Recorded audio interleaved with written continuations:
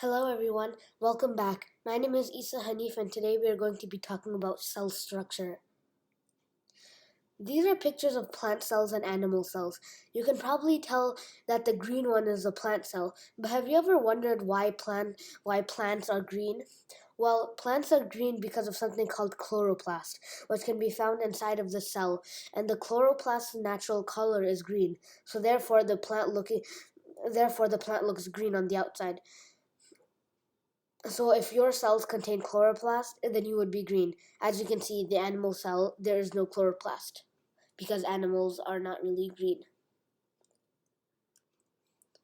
Let's talk a little bit about what a cell is before we get into the structure of a cell. Cells are microscopic living things. Cells can be found in all different shapes and colors. Cells are found in all living things. All living things are made up of cells. I'm made up of cells, you're made up of cells, your pet cat is made up of cells.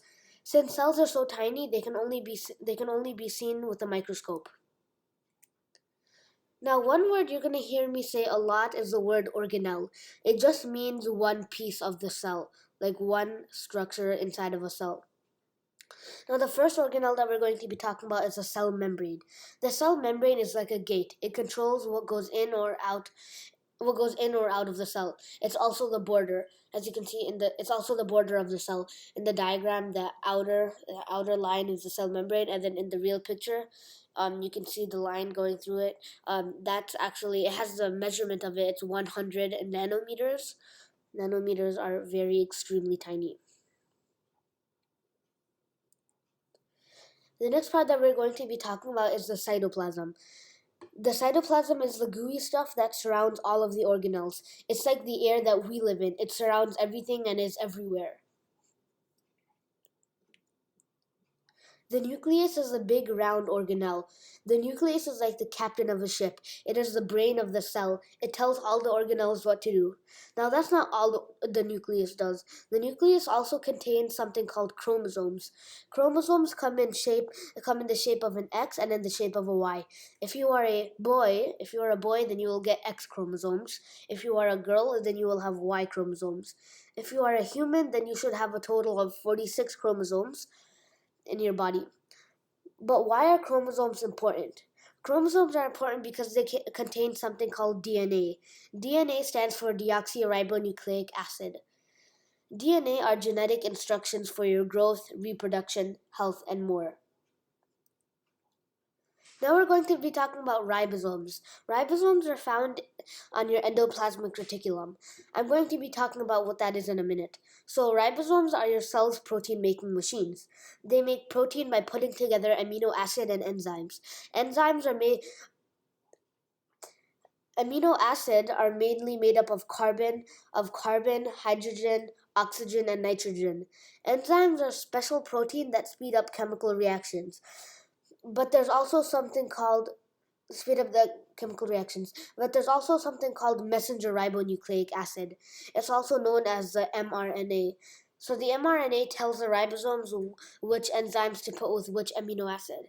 So the mRNA is basically telling the ribosomes to arrange the protein with what type of enzymes and what to put together to make what type of protein. Now let's talk about the endoplasmic reticulum that I was talking about. The ER takes the protein that the ribosomes make and puts it inside of something called a vacuole. The vacuole is just a transportation for the protein. Once the protein is inside the vacuole, the ER sends it to something called the Golgi body. The Golgi body is like the postal service. It sends the protein to where it's needed. It needs to do this because the ER does not send the protein to where it's needed. It only sends it to the Golgi body. And then the Golgi body sends the protein to where it's needed. The next organelle is called mitochondria. Mitochondria breaks down food molecules and makes chemical reactions such as digestion. These chemical reactions are sped up by enzymes. Now we're going to be talking about lysosomes. Lysosomes break down cell waste and worn out cell parts, and these And these lysosomes contain digestive enzymes. Lysosomes are sometimes used to destroy viruses. When this happens, it's called apoptosis. Lysosomes are important because bad cells can send wrong messages to the nucleus. Sometimes these messages lead to cancer, and bad cells can be caused by smoking and radiation. That's the end of this video. I hope you guys learned a lot about cell structure. See you guys next time. Bye.